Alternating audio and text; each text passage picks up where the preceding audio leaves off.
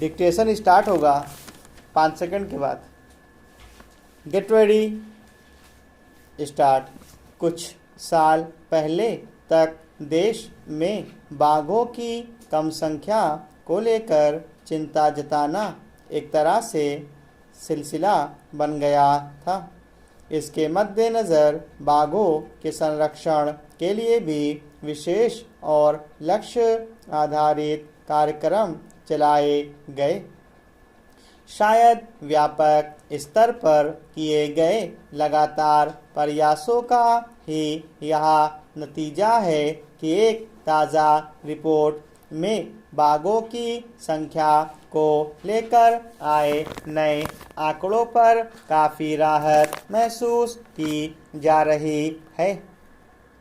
प्रधानमंत्री ने रविवार को बाघ परियोजना के 50 साल पूरे होने पर एक रिपोर्ट जारी की। इसके मुताबिक 2022 में देश में बाघों की संख्या 3167 दर्ज की गई है, जबकि 2018 में यह संख्या 2967 थी।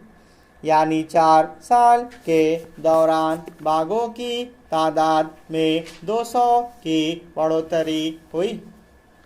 जाहिर है इस पशु के जीवन के सामने जिस तरह के संकट मंडरा रहे हैं, उसमें इसके संरक्षण को लेकर किए गए उपायों से अब इसकी आबादी में लगातार इजाफा हो रहा है और चिंता के वृक्ष एक स्तर पर संतोषजनक कामयाबी मिली है। यूँ भी सांस्कृतिक दृष्टि से देखें तो प्रकृति की रक्षा करना भारत में आम जनजीवन का हिस्सा रहा है। रिपोर्ट जारी करने के मौके पर प्रधानमंत्री ने भी इसका जिक्र किया, लेकिन पर्यावरण में होने वाले उतार चढ़ावों के समांतर बढ़ती इंसानी आबादी के साथ रिहायशी इलाकों के विस्तार की वजह से अनेक जंगली पशुओं के प्राकृतिक आवास का दायरा सिमटा और उनका सामान्य जीवन बाधित हुआ। मैदानी इलाकों में बाढ़ जैसी कई वजहों से भी घास के मैदानों पर आफत के साथ हिरणों की आबादी में कमी आई और इसका सीधा असर वन्यजीवों की खाद्य श्रृंखला पर पड़ा। इसका मुख्य खामियाजा पहले से ही संकट में पड़े बाघों को ज़्यादा भुगतना पड़ा।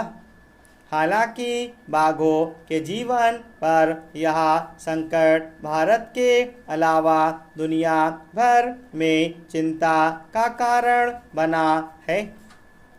इसलिए बाघों को बचाने के मामले में विश्व स्तर पर पर्यावरणविदों के बीच व्यापक सहमति बनी।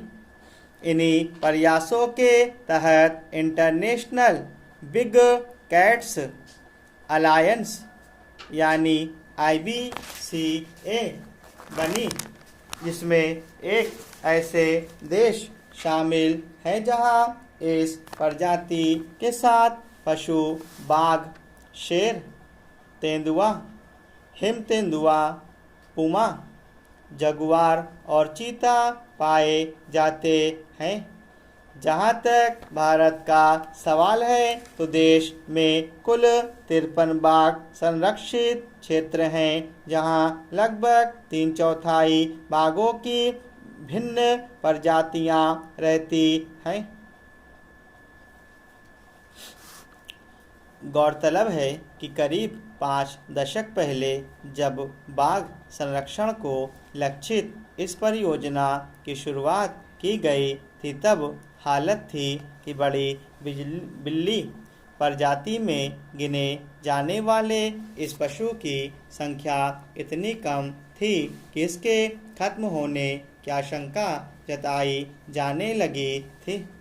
लेकिन इस परियोजना पर अमल के बाद भारत ने न सिर्फ बाघों को बचाया है बल्कि उसकी आबादी में विस्तार के लिए बेहतरीन पर्यावरण तैयार किया। सन 2006 में तो बाघों की गिनती महज 1411 रह गई थी और तब इस मसले पर उपजी चिंता के बाद सरकार की ओर से ज़्यादा गंभीर और व्यवस्थित प्रयास शुरू हुए। उसके बाद हर 4 साल के अंतराल के आंकड़ों में इसकी संख्या में तेज़ी से सुधार होता गया। अब नए आंकड़ों में बाघों की गिनती 3000 से ऊपर पहुंचने के बाद कहा जा सकता है कि देश में इस पशु के संरक्षण के लिए लागू योजना के तहत संतोषजनक उपलब्धि हासिल की जा सकी है। मगर यह ध्यान रखने की ज़रूरत है कि पर्यावरण से लेकर पर्यावास तक के मामले में बाघों का जीवन जिस तरह स्थानीय परिस्थितियों से अभिन्न है उसे संतुलित बनाए रखना जरूरी है ताकि लंबे समय में हासिल इस राहत को कायम रखा जा सके।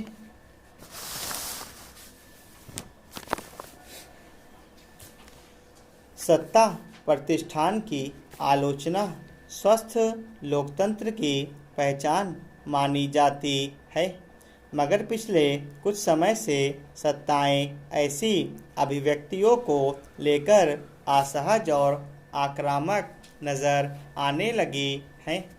महाराष्ट्र पुलिस ने एक गायक के खिलाफ इसलिए विभिन्न धाराओं में मुकदमा दर्ज किया है कि उसने अपने एक गीत में तथाकथित रूप से महाराष्ट्र सरकार और प्रशासन के विरुद्ध आपत्तिजनक टिप्पणी की है।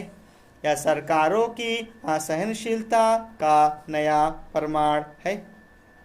गायक ने अपना गीत सोशल मीडिया पर डाला था और वह देखते ही देखते काफ़ी लोकप्रिय हो गया।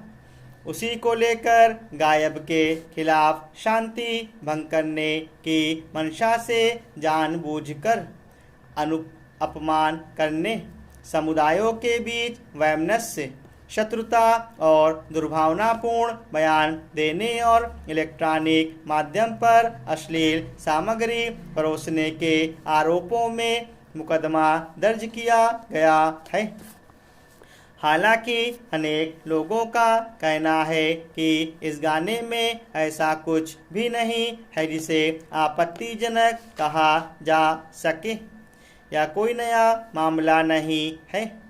इससे पहले महाराष्ट्र में ही एक दूसरे गायक को इसी तरह कानून के शिकंजे में लिया गया था।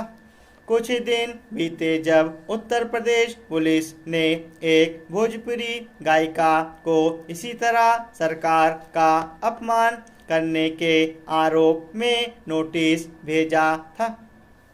इस बात से इनकार नहीं किया जा सकता कि अभिव्यक्ति की आज़ादी के नाम पर किसी का अपमान करने की मंशा से कुछ भी बोला, लिखा या गाया नहीं जा सकता।